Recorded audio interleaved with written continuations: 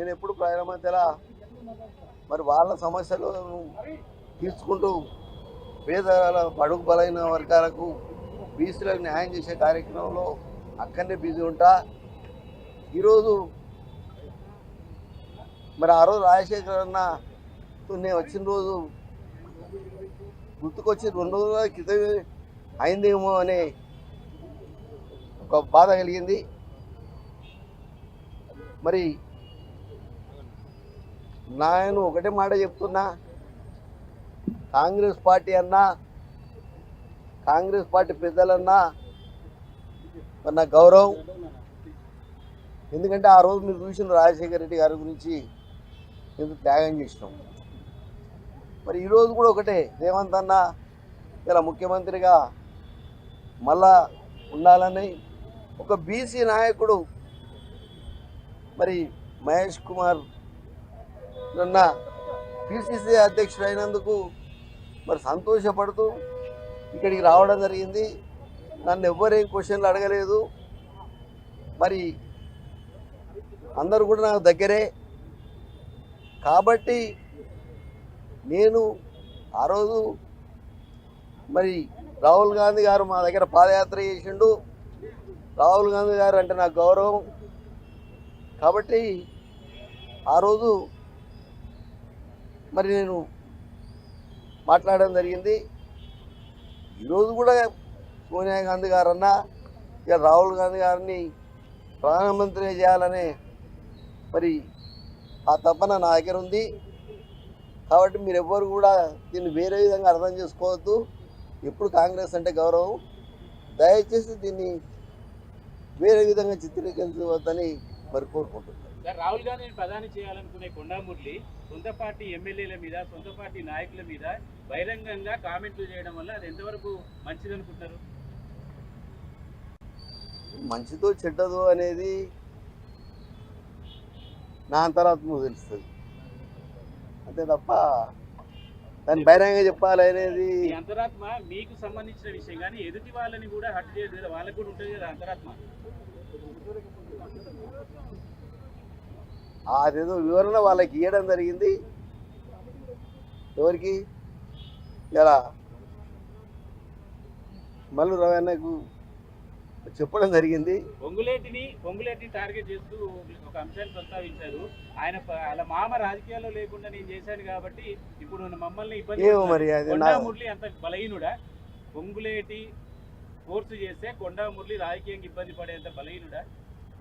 నేను బలం ఎంతున్నా అనేది మీకు తెలుసు, ఇవాళ ప్రజలకు తెలుసు, భారతదేశంలో ఉన్న ప్రతి ఒక్కరికి తెలుసు. దయచేసి నన్ను రెచ్చగొట్టకండి. నేను మొదలే చెప్తున్నా, నేను బలహీనుని కాదు, సాగుకు భయపడా. ఇంకా 4 బుల్లెట్లు ఉన్నాయి నా దాంట్లో.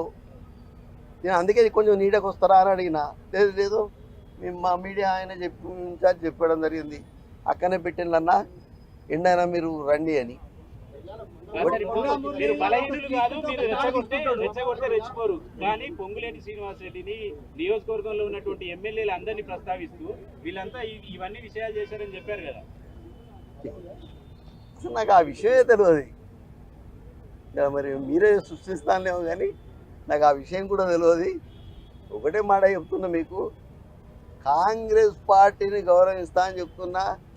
రేపు పొద్దుటి రేవంత్ అన్న మరి కార్యకాలం సీఎం ఉండాలని కోరుకుంటున్నా. ఈడ బీసీ నాయకుడు మరి మహేష్ అన్న రేపు ఇంకా పదవులు రావాలని కోరుకుని గాంధీ భవన్కు రావడం జరిగింది.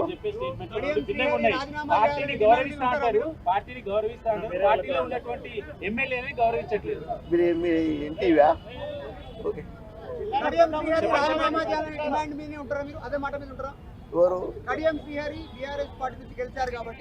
నేను రాజీనామా చేసిన, వాళ్ళు చేసుకుంటే చేసుకోవాలి. నేను మాత్రం రాజీనామా చేసి యునానిమస్గా భారతదేశంలో ఎమ్మెల్సీ ఎవరు గెలవలే, నేను ఒక్కనే యునానిమస్గా గెలిచిన. ఏ పార్టీ కూడా నామినేషన్ కూడా కనీసం వేయలేదు.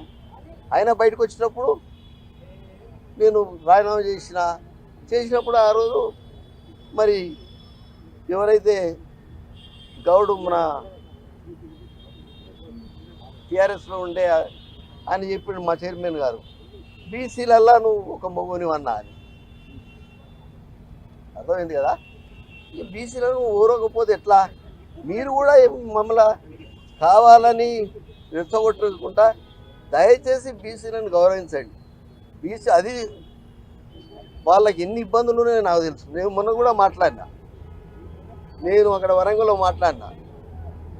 మాకు తెలుసు అణగారిన వర్గాలు ఎలా ఉంటాయి. గత 45 ఏళ్ళ బట్టి నేను వాళ్ళ కోసమే పోరాడుతున్నా. నా పేరు కొండా మురళీధరరావు పటేల్ ఉంటే నేను కొండ మురళి అని పెట్టుకున్నా. నాకు మాఫీ మీకు ఒకటే చెప్తున్నా, ఫోటో కేసులో టాడా కేసులకే నేను భయపడలే. దేనికి మాఫీ చేసుకున్నందుకు కాదు.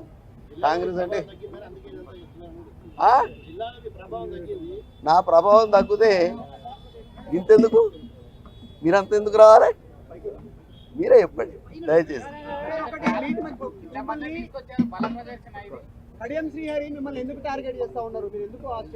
దయచేసి ఒకటే మాట చెప్తున్నా, నేను అంతర్గతంగా లోపల చెప్పిన, మళ్ళీ ఎప్పుడైనా అక్కడ వరంగల్ మీటింగ్ పెట్టినాక, లేదు అంటే మీడియా సెంటర్ ఎప్పుడైనా పెట్టినప్పుడు కంపల్సరీ వచ్చి చెప్తా. కాంగ్రెస్ పార్టీ అంటే నాకు గౌరవం ఉన్నది, మహేష్ అన్న అంటే గౌరవం ఉన్నది, రేవంత్ అన్న అంటే గౌరవం ఉన్నది. ఇప్పుడు కూడా రేవంత్ అన్నప్పుడు రేఖమ్మను నేను మరి ఆడ పాదయాత్ర చేస్తే పంపి రాజశేఖర్ అన్నతో కూల్చింది రేఖమ్మ. మేమంతా ఒకటే. మీరు ఎవరు కూడా దయచేసి దీంట్లో ఎలాంటి విభేదాలు లేవు. అర్థమైంది కదా. దాని ప్రకారం జిల్లాకి సంబంధించిన నాయకులు మీటింగ్ ఏర్పాటు చేస్తూ అధిష్టానం దృష్టికి తీసుకుపోయారు. మీ మీద చర్యలు తీసుకోవాలని మీరు చేసిన వ్యాఖ్యలపై దానిపైన మీరుండాలా వారుండాలో తీర్చుకొని పార్టీకి చెప్పారు సార్. పార్టీ ఏది నిర్ణయం చేస్తుందో నాకు అవన్నీ తెలియదు. ఓకే.